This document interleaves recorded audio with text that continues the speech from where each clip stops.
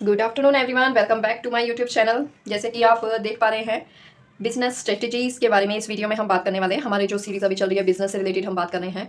हम अपनी बुटीक या कोई भी बिजनेस ओपन करना चाहते हैं तो उससे रिलेटेड हमें क्या क्या चीज़ों की ज़रूरत होती है। हमने पास्ट में बात कर लिया बुटीक में क्या क्या मटेरियल की ज़रूरत होती है, कौन सी स्किल्स चाहिए, एक सक्सेसफुल बिजनेस को बनाने के लिए क्या हैबिट्स की ज़रूरत है। इस वीडियो में हम बात करेंगे बिजनेस स्ट्रेटजीज़, क्या क्या हथकंडे अपनाने पड़ते हैं अपने बिजनेस को करने के लिए। सो हम इस वीडियो में टॉप 10 बिजनेस स्ट्रेटजीज़ के बारे में बात करेंगे। सो चलिए वीडियो स्टार्ट करते हैं। Business strategies, top 10 business strategies के बारे में बात करेंगे। सबसे पहले ये सब आपको शायद पता होगा, इसमें से बहुत सी चीज़ें पता भी होंगी, बाकी जिनको नहीं पता है या क्लियर नहीं है तो हम क्लियर करेंगे। फर्स्ट है प्रोडक्ट नॉलेज। एज यूजुअल जो भी आप प्रोडक्ट बेच रहे हैं, सेल करें, आपको ही अगर पता नहीं होगा तो आप अपने कस्टमर को कैसे बताएंगे। सो आपको उससे रिलेटेड रेगुलर नॉलेज तो चाहिए, एक बेसिक चाहिए, बेसिक से ऊपर ही चाहिए अगर आप बिजनेस कर रहे हैं तो। क्योंकि आपको अगर पता होगा तो आप अपनी टीम को, अपने टीम मेंबर्स को भी बता पाएंगे, अपने एम्प्लॉयज़ को भी सिखा पाएंगे प्रोडक्ट के बारे में। आपको ही नहीं पता होगा तो आप सेल नहीं कर पाओगे, ना आपके एम्प्लॉय उस प्रोडक्ट को समझ पाएंगे और सेल कर पाएंगे। सो प्रोडक्ट नॉलेज, सबसे पहले product knowledge is very very important. Second है, हम क्या कर सकते हैं अपने हथकंडे अपनाने के लिए, बिजनेस को बढ़ाने के लिए। Up selling and cross selling. Up selling क्या होता है और क्रॉस सेलिंग क्या होता है, इसमें डिफरेंस क्लियर करेंगे। अप सेलिंग मतलब अप यानी कि किसी चीज़ को बढ़ाना। जैसे कोई कस्टमर आया, एग्जाम्पल लेते हैं कि उसने बोला कि मुझे कुर्ती पैंट दुपट्टा चाहिए 1000 तक की रेंज में। हमने 1000 तक की रेंज दिखा दी। देखो, जो कस्टमर बोला पहले वो चीज़ दिखाओ। आप बाकी ज़्यादा वाला अमाउंट अभी नहीं दिखाना, पहले वो दिखाना जो कस्टमर मांग रहा है। फिर वो कस्टमर बोलेगा कि ठीक है, एक दो से पसंद भी आ गई उसमें से। फिर आप पूछ सकते हैं कि थोड़ा सा और अगर ऊपर आप इस रेंज से ऊपर जाओगे तो इसमें और भी वेराइटीज़ हैं जो आपको पसंद आ सकते हैं। तो कस्टमर बोलेगा कि हाँ ठीक है। आप बोल सकते हो कि हाँ देख लो, आप पसंद आए कोई बात नहीं, आप दिखाओ, पहले तो दिखाओ। आपने दिखा दिया, उसमें से बहुत ज़्यादा चांसेस है कि कस्टमर को एक आधा पसंद आ जाए। कुछ कस्टमर वो बोलेंगे कि नहीं, मेरा बजट ही 1000 तक का है तो मैं इससे ऊपर नहीं खरीद सकती, वो मना कर देंगे। कुछ बोलेंगे दिखा दो, पसंद आ गया तो हम अपना बजट भी बढ़ा लेंगे। कुछ होंगे कि देखने के बाद बोलेंगे नहीं, 1000 वाले ही सही हैं। कुछ बोलेंगे कि हाँ ज़्यादा बेटर लग रहे हैं तो एक आधा मैं इसमें से भी देख सकती हूँ।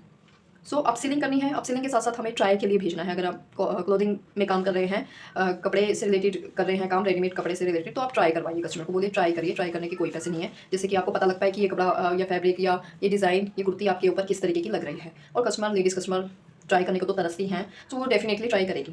क्रॉस सेलिंग क्या होता है, अब जैसे कोई कस्टमर ओनली कुर्ती कुर्ती खरीदने आई है, सिर्फ कुर्ती खरीदने आई है, तो हम उसे कोशिश करेंगे कि वो उसके साथ दुपट्टा या पैंट भी ले ले। यानी कि इसमें क्वांटिटी बढ़ेगी और इसमें प्राइस बढ़ेगा। अब सेलिंग में हम प्राइस बढ़ाते हैं, जो चीज़ वो खरीदने आया है उसी को का प्राइस ऊपर कर दिया हमने।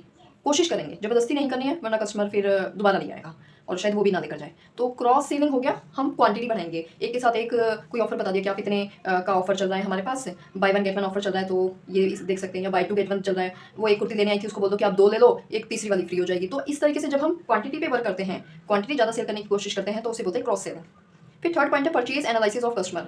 हमें एक डेटा बना के चलना पड़ेगा, किस कस्टमर ने किस महीने में कितने की शॉपिंग करी है, उसका फ़ोन नंबर, एड्रेस हमें लिखा हुआ होना चाहिए, और उसकी फ्रीक्वेंसी कितनी है, वो कितने बार हर महीने आता है कस्टमर, या फिर 3 महीने में आती है, 6 महीने में आती है, साल में आती है। 1 साल का आपके पास डेटा रहेगा, जिससे कि आप इवेल्युएट कर पाओ। लास्ट में जब 1 ईयर आपको हो जाएगा तो हर एक कस्टमर का एक डेटा निकालिए और चेक करिए कि पूरे साल में इसने मेरे से कितनी की शॉपिंग करी है। जैसे कि जब आपको नेक्स्ट टाइम कस्टमर आएगा तो आपको पता होगा कि ये इतनी तक की शॉपिंग कर लेती है।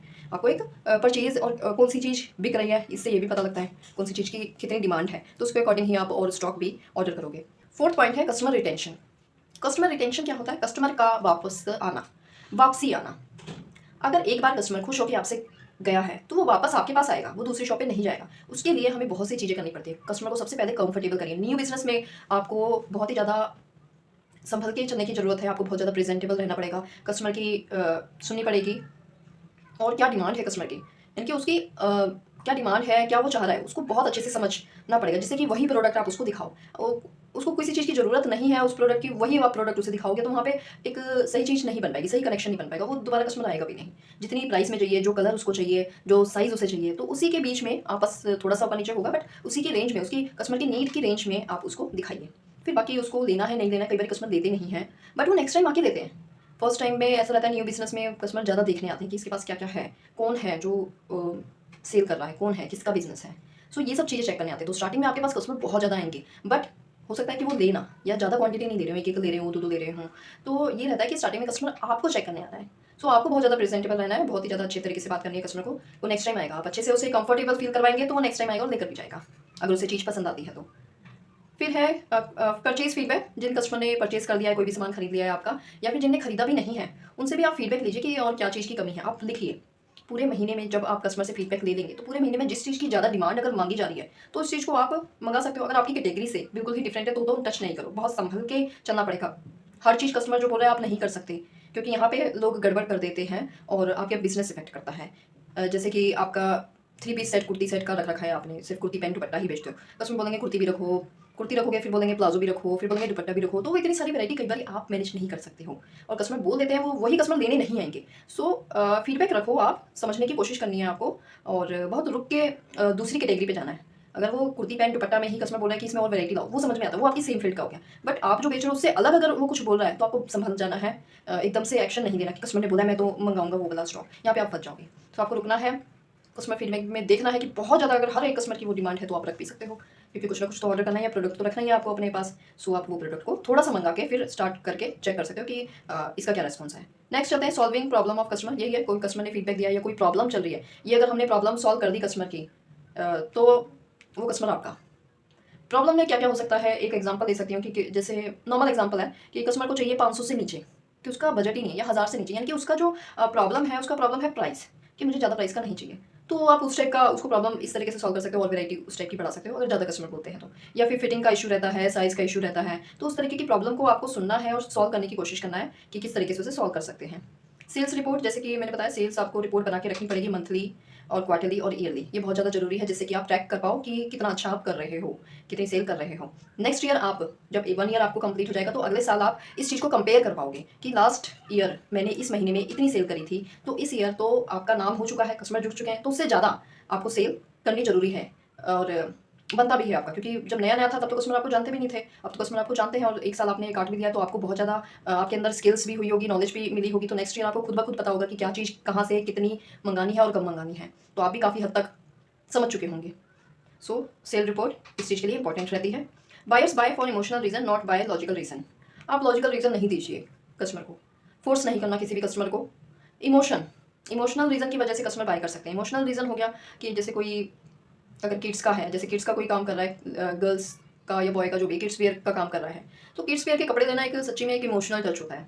बच्चों के पास कपड़े बहुत होते हैं, बट एक बच्चे जो होते हैं वो खरीदते वक्त, उनके कपड़े खरीदते वक्त मुझे ऐसा लगता है कि वो एक इमोशनल टच होता है, ज़रूरत तो होती ही है। तो उस केस में आप कोई लॉजिकल रीज़न नहीं दीजिए। लॉजिकल रीज़न हो गया कि आपको इमोशन को समझना पड़ेगा कि वो किस पर्पज़ के लिए ले रहे हैं, कब ले रहे हैं।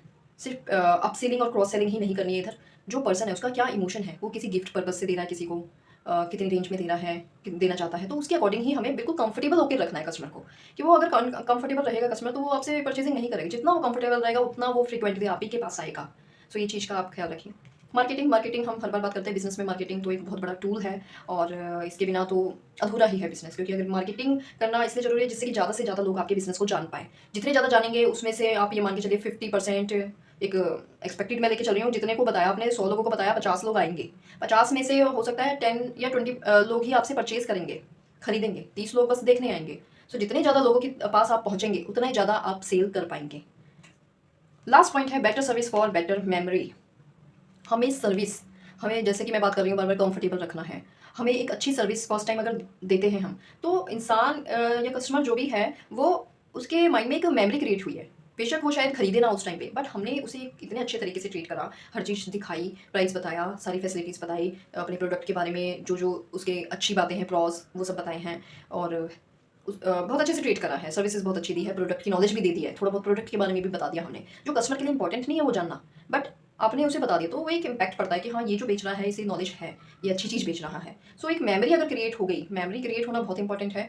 तो जब भी अगर उसे कुर्ती है या क्लोथिंग स्टोर में जाना है और उसे आप जो प्रोडक्ट बेच रहे हो वही अगर चाहिए तो वो आप ही के पास डेफिनेटली आएगा। सो अगर अच्छी मेमोरी रहेगी तो आपके पास आएगा, अगर बैड मेमोरी हो गई तो डेफिनेटली वो आपसे अवॉइड करेगा, वो नहीं आएगा आपके पास। और कस्टमर तो देखो, न्यू कस्टमर तो हमें ऑलवेज चाहिए और पुराने कस्टमर भी चाहिए, दोनों कस्टमर चाहिए हमें, नए भी होते रहें और पुराने भी आते रहें, तभी बिजनेस आगे बढ़ पाता है, इंक्रीज़ हो पाता है और चल पाता है। सो यहाँ पे हमने बिज़नेस के जो भी रिलेटेड चीज़ें थी एक बिज़नेस को चलाने के लिए वो हमने फिनिश कर दिया है। इसमें हमने बिज़नेस स्ट्रेटजीज़ कौन कौन सी होती है उसके बारे में बात करा है। सो आपको वीडियो कैसी लगी आप कमेंट कर सकते हैं, कितनी यूज़फुल लगी आपको वो भी बता सकते हैं।